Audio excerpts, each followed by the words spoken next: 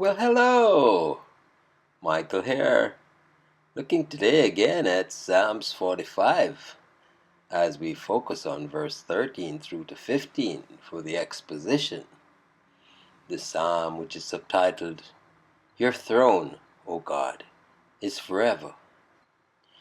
And verse 13 reads, All glorious is the princess in her chamber, with robes interwoven with gold. 14. In many-colored robes she is led to the king, with her virgin companions following behind her. And verse 15. With joy and gladness they are all led along as they enter the palace of the king. And so we look to the Treasure of David as written by Charles Spurgeon for the exposition, verse 13. The king's daughter is all glorious within. Within her secret chamber her glory is great. Though unseen of men, her Lord sees her and commends her. It doth not yet appear what we shall be, or the passage may be understood as meaning within herself. Her beauty is not outward only, or mainly. The choicest of her charms are to be found in her heart, her secret character, her inward desires. Truth and wisdom in the hidden parts are what the Lord regards. Mere skin-deep beauty is nothing in his eyes. The church is of royal extraction, of imperial dignity, for she is a king's daughter, and she has been purified and renewed in nature. For she is glorious within.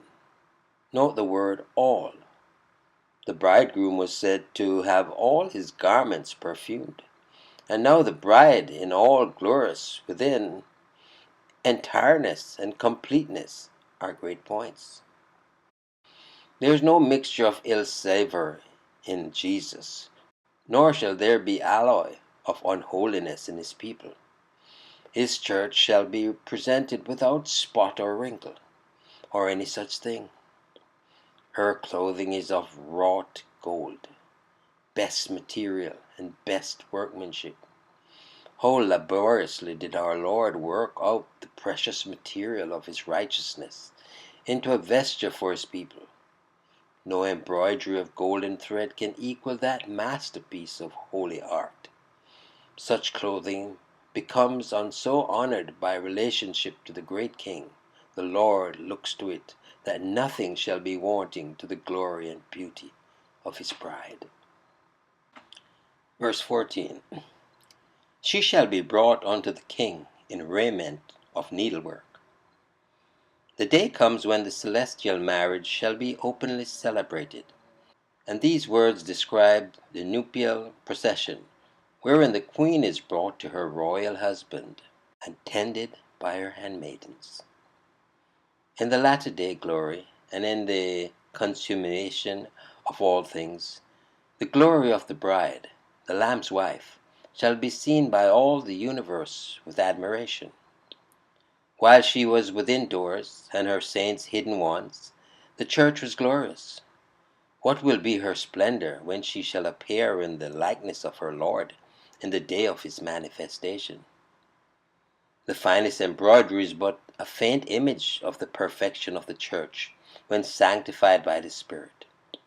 This verse tells us of the ultimate rest of the church, the king's own bosom, of the way she comes to it. She is brought by the power of sovereign grace. Of the time when this is done, in the future, she shall be. It does not yet appear. Of the state in which she shall come, clad in richest array, and attended by brightest spirits.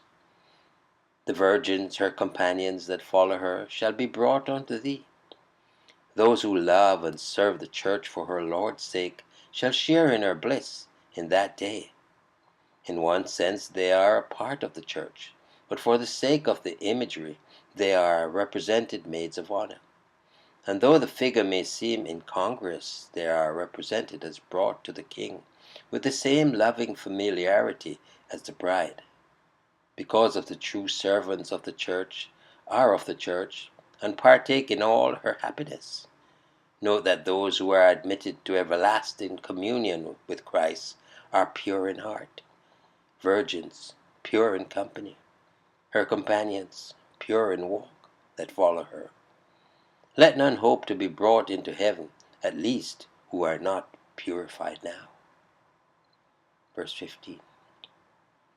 With gladness and rejoicing shall they be brought. Joy becomes a marriage feast. What joy will that be which will be seen at the feast of paradise, when all the redeemed shall be brought home? Gladness in the saints themselves, and rejoicing from the angels, shall make the halls of the New Jerusalem sing again with shouting. They shall enter into the King's palace. Their peaceful abodes shall be where Jesus the King reigns in state forever. They shall not be shut out, but shut in. Rights of free entrance into the holiest of all shall be accorded them. Brought by grace, they shall enter into glory. If there was joy in the beginning, what in the entering? What in the abiding? The glorified are not field laborers in the plains of heaven, but sons who dwell at home, princes of the blood, residents in the royal palace. Happy hour when we shall enjoy all this and forget the sorrows of time and the triumph of eternity. Yes, indeed. Trust you enjoyed the meditation, the exposition on verse 13 through to 15 of Psalms 45. Michael here declaring yet again, Jesus is Lord. Until next time, be